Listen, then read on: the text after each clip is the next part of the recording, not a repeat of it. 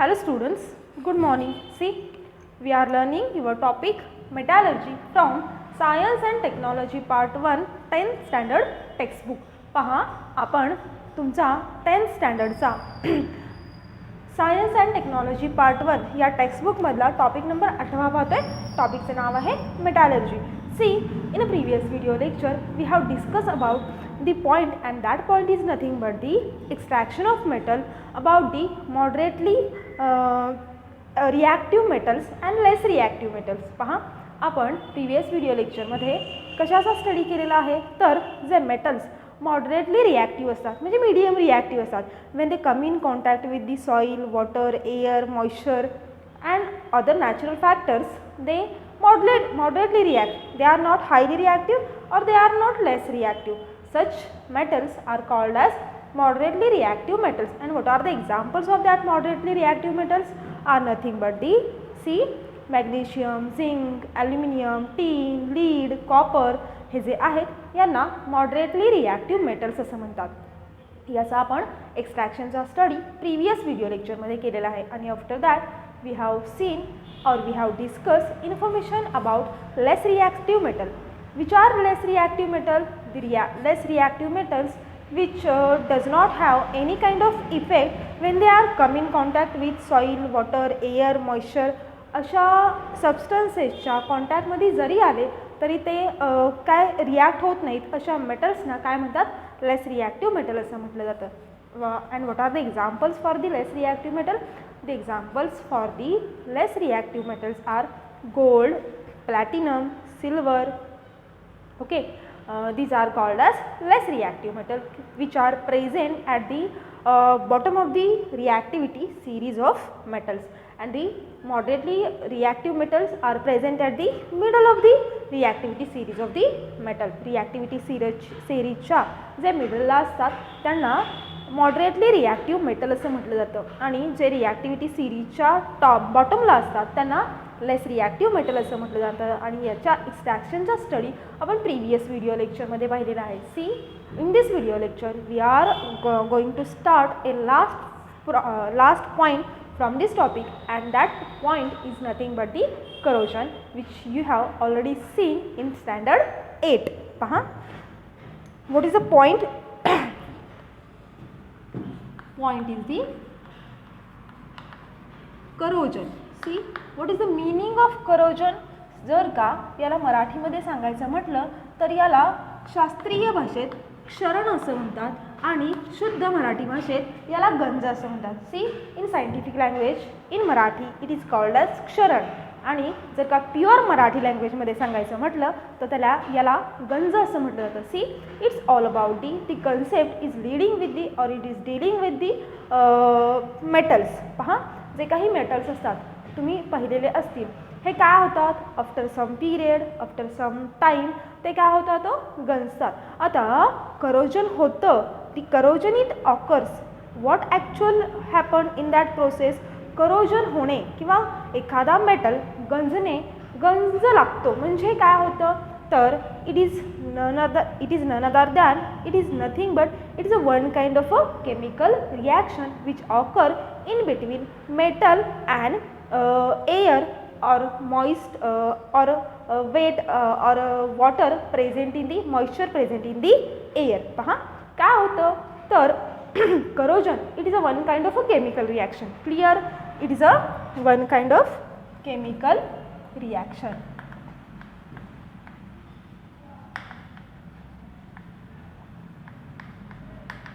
occur in between कोणाकोणामध्ये होते, तर occur in between metal and moisture present in the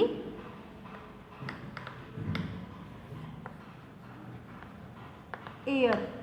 oxygen, moisture हे जे काही सबस्टन्सेस असतात किंवा अदर नॅचरल फॅक्टर्स जे असतात, या दोघांची जेव्हा रिॲक्शन होते तेव्हा काय होते, केमिकल रिॲक्शन होते, तेव्हा एखादा मेटल गंजतो असं म्हटलं जातं. सी, आता गंज लागतो म्हणजे काय होतं, पहा, जे काही मेटल्स असतात हे असेच असतात. आपल्याला माहिती आहे जे काही विजेचे खांब असतील, पत्रे असतील, लोखंडाचे जे सबस्टन्सेस असतील, आयर्नचे जे सबस्टन्सेस असतात, आयर्न बार असतात, बिल्डिंग्स असतात मोठमोठ्या, तिथले जे लोखंडी सळ्या वगैरे वापरल्या जातात त्या after some time, after some period आपल्याला ते करोजन झालेलं दिसतं त्यांचं. पहा करोजन होतं म्हणजेच काय होतं तर see when metal come in contact with the moisture of air, तेव्हा काय होतं त्या वॉटरची आणि त्या आता आयर्न कसा आहे तर हायली रिॲक्टिव्ह आहे.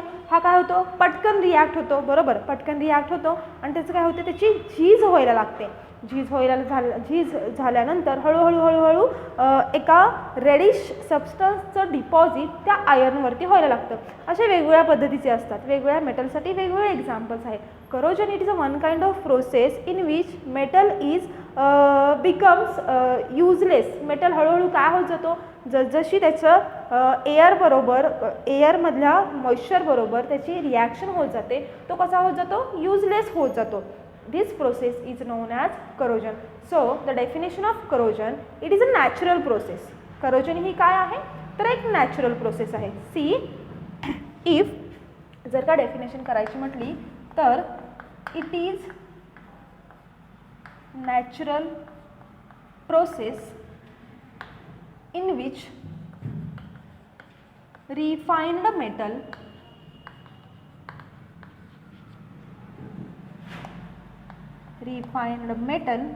is converted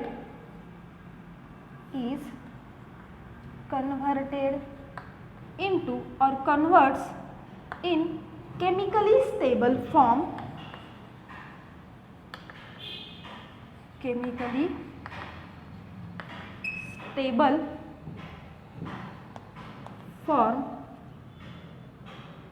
like sulfides, oxides, hydroxides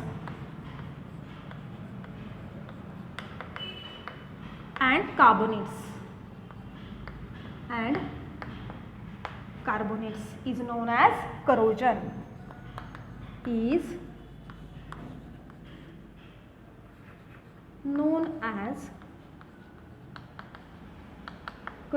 See what is the definition for corrosion?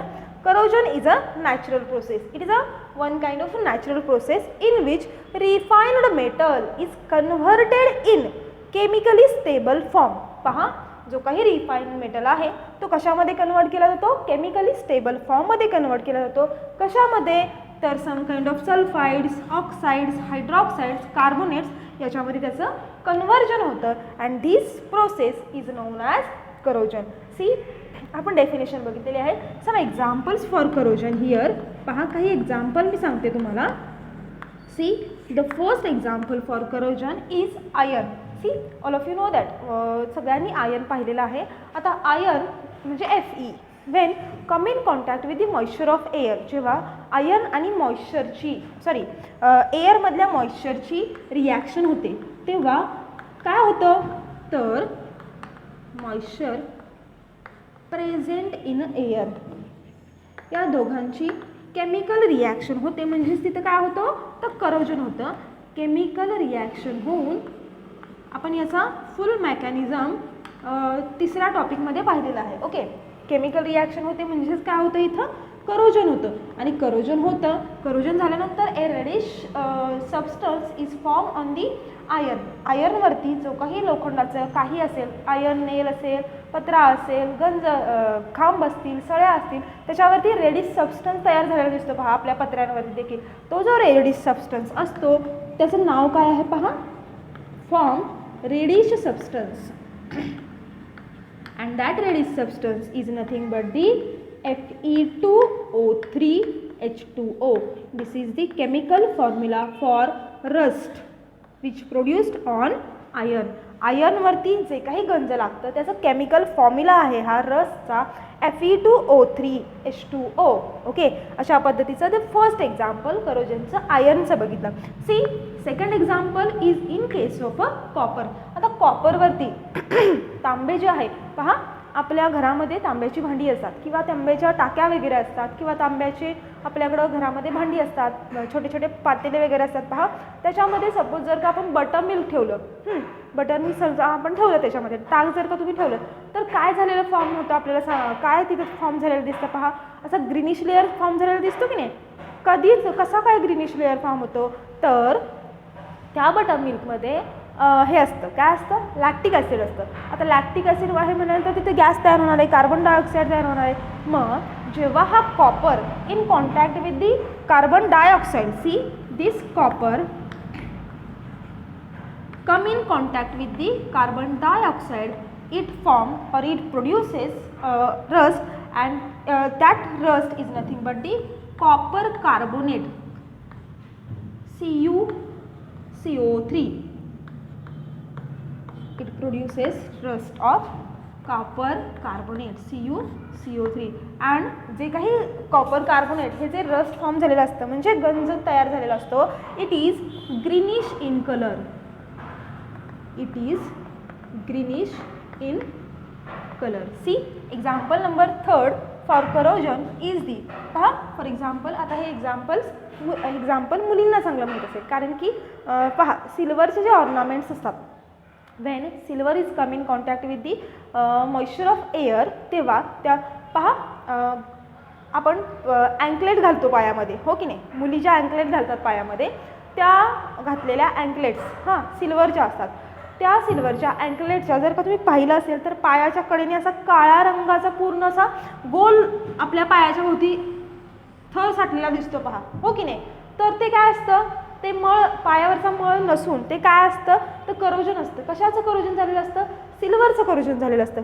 का सिल्वरचं करोजन झालेलं असतं, कारण की आपण जी पायामध्ये घातलेली अँकलेट आहे ती that anklet, silver anklet react with the moisture present in the air, म्हणजे त्या दोघांची केमिकल रिॲक्शन होते आणि तिथं सिल्वर सल्फाईड तयार होतं बाळानं, Ag2S तयार होतं and it is black in colour. So the example number 3 is the silver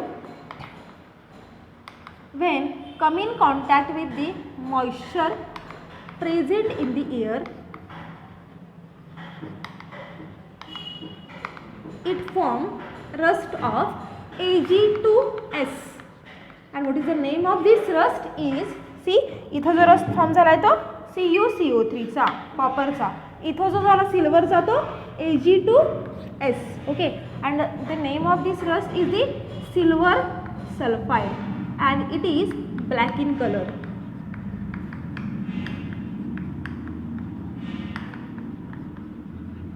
okay, अशा पद्धतीची काही गंजाची एक्झाम्पल सांगितलेली आहेत. आता आपण डेफिनेशन बघितली, एक्झाम्पल्स बघितली. What are the prevention measure for the corrosion. So the next point for prevention of corrosion, prevention of corrosion. See कसं करायचं प्रिव्हेन्शन, जर का एखादा मेटल गंजत असेल, त्याचं करोजन होत असेल तर how it is prevented from the corrosion. C the first point is the, एक तर आपण काय करू शकतो, त्या मेटलवरती दुसरा मेटलचा लेयर देऊ शकतो, त्याच्या सरफेसवरती लेयर ऑफ अनादर मेटल आपण करू शकतो. So the first prevention measure or the first point for the prevention by applying layer of other metal on the surface of corrosive metal, on the surface of corrosive metal. See, आणखी आपण काय करू शकतो, त्याच्यावरती आपण वेगवेगळ्या पद्धतीचे paint देऊ शकतो, कलर कोटिंग करू शकतो, कलरिंगचं कोटिंग करू शकतो by applying coating of colours, by applying various coating of colour. Number 3, by applying various kinds of oils, various kinds of oils, paints, varnishes, grease, हे सगळं आपण काय करू शकतो, by this methods we can prevent the metal from corrosion. अशा पद्धतीने आपण काय करू शकतो, मेटलचं प्रिव्हेन्शन करू शकतो करोजनपासून. सो पहा, आपण आत्ता कोणकोणते पॉईंट पाहिले. First is the what is the meaning of corrosion. Corrosion is the natural process in which refined metal is converted into chemically stable form. मग ते सल्फाइड्स असतील, ऑक्साईड्स असतील, हायड्रॉक्साईड्स असतील आणि कार्बोनेट असतील. नंतर आपण काही एक्झाम्पल्स बघितले करोजनचे आणि त्याचे कलर्स कसे असतात आणि केमिकल फॉर्म्युला फॉर करोजन बघितला. त्यामध्ये आपण 3 एक्झाम्पल्स बघितले. The first one is the iron, second one is the copper and the third one is the silver.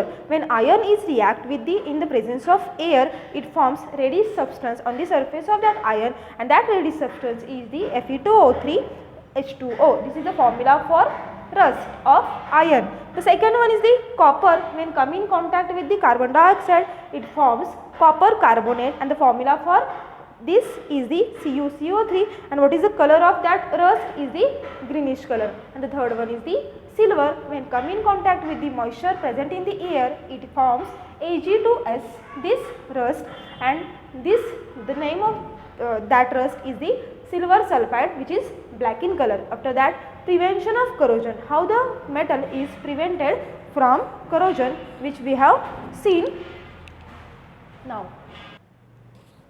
C, आत्ताच आपण प्रिव्हेन्शन मेजर फॉर करोजन पाहिलेलं आहे. हे एकदम छोट्या होतं, ते 8th स्टँडर्डच्या लेवलचं होतं. आता 10th स्टँडर्डला तुमच्या बुकमध्ये there are mainly 5 process for the prevention of corrosion, and that 5 process we are going to discuss now. Okay, पहा, आता आपण ज्या 5 प्रोसेसेस दिलेल्या आहेत करोजनसाठी, प्रिव्हेन्शन ऑफ करोजनसाठी, त्या करोजनच्या प्रोसेसेस बघणार आहोत. आणि त्यातली जी पहिली आहे ती आहे galvanising. The second one is the tinning, the third one is the anodising, fourth one is the electroplating, and the fifth one is the alloying. ह्या ज्या 5 मेथड आहेत, these methods are used for the prevention of corrosion of metals. Okay, so point इथं लिहूयात आपण, methods for prevention of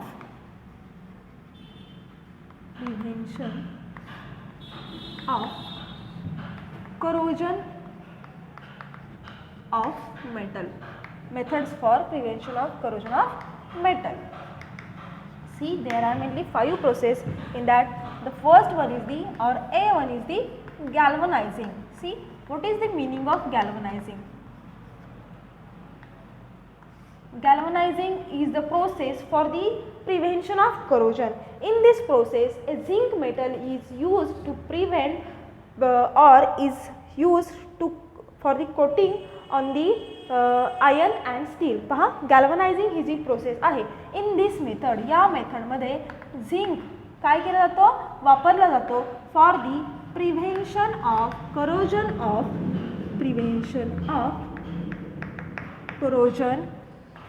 of iron and steel.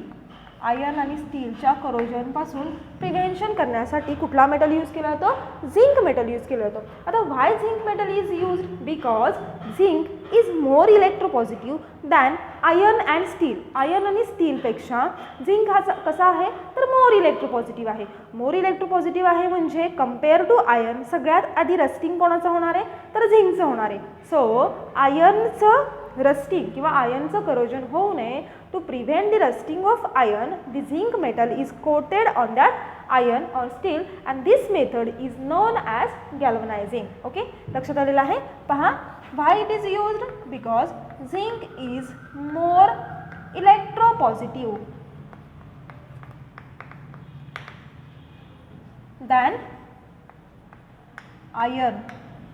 So zinc is coated on iron, and after some days किंवा in rainy days मध्ये काय होतं, थोड्या दिवसांनी ते जे झिंक कोटिंग आहे किंवा जे झिंक लेयर आहे तो रिमूव्ह होतो अँड आयर्न स्टार्ट रस्टिंग. परत काय होतं, आयर्नचं रस्टिंग होतं. पण मग तुम्ही म्हणाल की मग कशाला लावायचा, आता जर त्याचं रस्टिंग होते तर परत कशासाठी लावायचा, थोड्या दिवसासाठी तर आपण प्रिव्हेंट करू शकतो. तर दिस ऑल अबाउट दी गॅल्वनायझिंग. गॅल्वनायझिंग म्हणजे काय, the method in which zinc is used to prevent corrosion of iron and steel. Iron आणि स्टीलच्या करोजनपासून प्रिव्हेन्शनसाठी कुठला मेटल यूज केला जातो? झिंक मेटल यूज केला जातो. कारण की झिंक हा कसा आहे? मोर इलेक्ट्रोपॉझिटिव्ह आहे. त्यामुळं this process is known as galvanizing. The second process is nothing but the B, and that is tining. See, आता what is mean by tining? जर का याला मराठीमध्ये सांगायचं म्हटलं तर याला कलई करणे म्हणतात बाळांनो. सी फॉर एक्झाम्पल जे कॉपर असतं, in this method a layer of molten tin is deposited on metal. काय केलं जातं याच्यामध्ये? Layer of molten tin, layer of molten tin is deposited on metal. म्हणजेच याला काय म्हणतात? कलई करणे. ओके, आता कलई कधी केली जाते पहा? जेव्हा आपण कॉपरच्या भांड्यामध्ये, कॉपरच्या पॉटमध्ये सपोज आपण बटर मिल्क किंवा करी वगैरे ठेवतो, तर after some days, after few hours काय होतं पहा? तर एक ग्रीनिश लेअर फॉर्म होतं. To prevent such greenish layer, and this greenish layer is very poisonous one. जर का आपण बटर मिल्क किंवा करी वगैरे ठेवले कशामध्ये? कॉपरच्या भांड्यामध्ये, तर काय होतं? तिथं ग्रीनिश लेअर फॉर्म व्हायला सुरू होतं. And this greenish layer is a poisonous to our health. And to prevent this, tinning is done to prevent all such damages. Tinning ही मेथड कशासाठी वापरली जाते? To prevent such damages. Tinning is done to prevent such damage. थोडक्यात काय हो? तर कलई करणे. फक्त लक्षात ठेवा, बाकी हे वाचून समजण्यासारखं आहे, एकदम इझी आहे. The third one is the anodising. See, what is the meaning of anodising? Anodising means, आता याच्यामध्ये काय केलं जातं? जे मेटल्स असतात, कॉपर, ॲल्युमिनियम असे जे मेटल असतात, याचं पण काय होतं? करोजन होतं. मग याचं करोजन थांबवण्यासाठी, to prevent the corrosion of aluminium, copper, त्याच्यावरती काय केलं जातं? A strong layer of oxides of that metal is form by the process of electrolysis. म्हणजे पहा, याच्यामध्ये काय होतं? तर कॉपर आणि ॲल्युमिनियम, कॉपर, ॲल्युमिनियम यांच्यासारखे जे मेटल्स आहेत, याचं करोजन थांबवण्यासाठी यांच्यावरती काय केलं जातं? स्ट्रॉंग लेअर फॉर्म केला जातो. कशाचा? Oxides of that metals. म्हणजे यांचेच जे ऑक्साइड्स असतात त्यांचा लेअर दिला जातो. Oxides of metals by the process of electrolysis are coated by the process of electrolysis. Electrolysis या प्रोसेसनं काय केलं जातं? तर त्यांचे जे ऑक्साइड्स आहेत त्याचं कोटिंग केलं जातं. या प्रोसेसला ॲनोडायझिंग असं म्हटलं जातं. मग यामुळे काय होतं? जे काही कॉपर आहे, ॲल्युमिनियम आहे, त्याचं करोजनपासून प्रिव्हेन्शन होतं. See, this is the third process for the prevention of metal. The fourth one is the electroplating. See, what is electroplating? In this process, a less reactive metal is coated on more reactive metal. See, आता less reactive metal म्हणजे ज्याच्यावरती which does not affect by the air, water, soil, pollution, moisture अशा कोणत्याही फॅक्टरनी जो metal react होत नाही, तो कोणता असणार आहे? ऑब्वियसली लेस रिॲक्टिव्ह मेटल असणार आहे. आणि जो मोर रिॲक्टिव्ह असणार आहे तो लगेच त्याचा इफेक्ट तो दाखवणार. मग यामध्ये काय केलं जातं? इलेक्ट्रोप्लेटिंग या मेथडमध्ये काय केलं जातं? In this method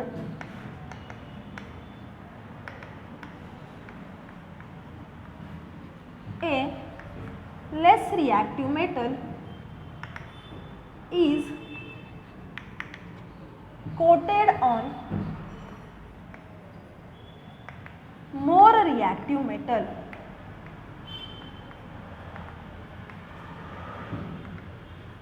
By electrolysis process.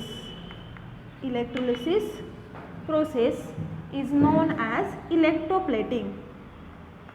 Is known as electroplating. See, for example जर का तुम्हाला सांगायचं म्हटलं तर पहा, सिल्वर कोटेड स्पून्स जे चांदीचं आवरण असलेले चमचे असतात किंवा गोल्ड प्लेटेड ऑर्नामेंट्स, आपण म्हणतो ना सोन्याचं पाणी दिलेले दागिने, ते जे असतात हे कशासाठी वापरले जातात? For the prevention of corrosion. Okay, see, so example is the silver coated किंवा प्लेटेड म्हटलं तरी चालेल, silver coated spoon.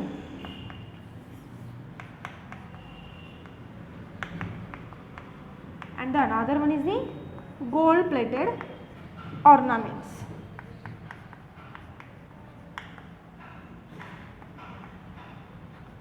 See, and the last method for the prevention of corrosion of metal is nothing but the alloying. See, the word alloying is derived from word alloy. See, what is the meaning of alloy? Most of the majority substances आजकालच्या काळामध्ये काय केले जातात तर त्याच्या alloyच्या फॉर्ममध्ये आपल्याला पाहायला मिळतात. What is the actual intensity of this process? काय आहे याच्या मागचं actual aim? To prevent metal from corrosion. पहा, याचं मेन इंटेन्शन काय आहे तर to prevent various metals from corrosion. See, आता alloy म्हणजे काय पहा, इन प्रिव्हियस स्टँडर्ड्स आपण alloy म्हणजे काय शिकलेलो आहोत. alloy म्हणजे काय हो? It is a one kind of homogeneous mixture. कशाचं होमोजिनियस मिक्सचर आहे? Wien one metal is mixed with the another metal and other non-metal and it form a homogeneous mixture. That mixture is known as alloy. alloy म्हणजे काय? Simply तर metal आणि non मेटलचं combination, त्याला काय म्हणायचं? संमिश्र असं म्हणायचं किंवा त्याला अलॉय असं म्हणायचं. So alloy is the, it is a combination of or it is homogeneous mixture of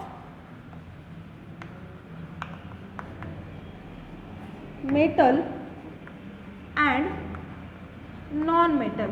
okay, पहा आता फॉर एक्झाम्पल द्यायचं म्हटलं तर कोणते असे आहेत की जे अलॉयच्या फॉर्ममध्ये असतात? सी, तुम्ही रस्त्यानं चाललेला असाल किंवा स्कूलमध्ये वगैरे चाललेला असाल किंवा बसमध्ये बसले असाल, तुम्हाला मोठमोठे पुतळे पाहायला मिळतात. पहा, ते पुतळे तुम्ही त्याला कवरिंग करता का हो? आपण जरासा पाऊस पडला तो काय करतो, लगेच गाड्यांवरती झाकण वगैरे टाकतो.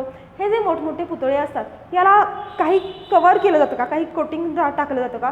ऊन असू दे, वारा असू दे, पाऊस असू दे, वादळ असू दे, ते पुतळे नेहमी तसेच्या तसे असतात. असं का बरं होतं? कारण की it is form from alloy, म्हणजे हे अलॉयपासून तयार झालेले असतात. आणि हे जे पुतळे असतात हे ब्रॉन्झपासून तयार झालेले असतात बाळांनो. See, bronze is an example of alloy and it is a mixture of tin and copper. Okay, याच्यामध्ये 90% टीन असतं आणि 10% कॉपर असतं आणि याच्यापासून हे पुतळे तयार झालेले असतात. आणखीन एक्झाम्पल द्यायचं म्हटलं तर aluminium, sorry, stainless steel. It is also example of alloy. याच्यामध्ये प्रपोर्शन किती असतं पहा. Bronze statue, bronze is alloy form 90% of copper and tin. पहा, 90% कॉपर किती असते याच्यामध्ये? 90%, सॉरी, आणि टीन याच्यामध्ये 10% असतं. तसंच स्टेनलेस स्टील हे पण कशाचं एक्झाम्पल आहे तर it is also an example of alloy which consist of 70% carbon, sorry 70% iron plus 18% chromium plus 8% carbon plus 8% carbon. आणि पहा, मोस्ट ऑफ दी आजकाल ज्या कॉईन असतात in recent times various types of alloy are used for the minting the coins. पहा, आजकाल आपल्याला coin जर का आपण पाहिल्या त्या आपण कशा पद्धतीच्या आपल्याला पाहायला मिळतात तर वेगवेगळ्या पद्धतीच्या अलॉयजपासून तयार झालेल्या मिळतात. This all about the process और methods for the prevention of corrosion. See, the first one is the galvanizing. In this process zinc is used.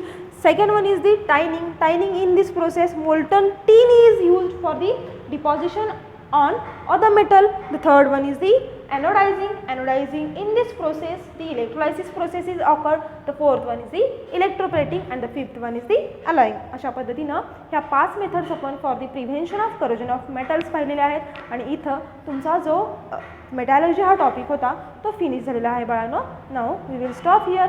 Will meet in the next video lecture. Thank you.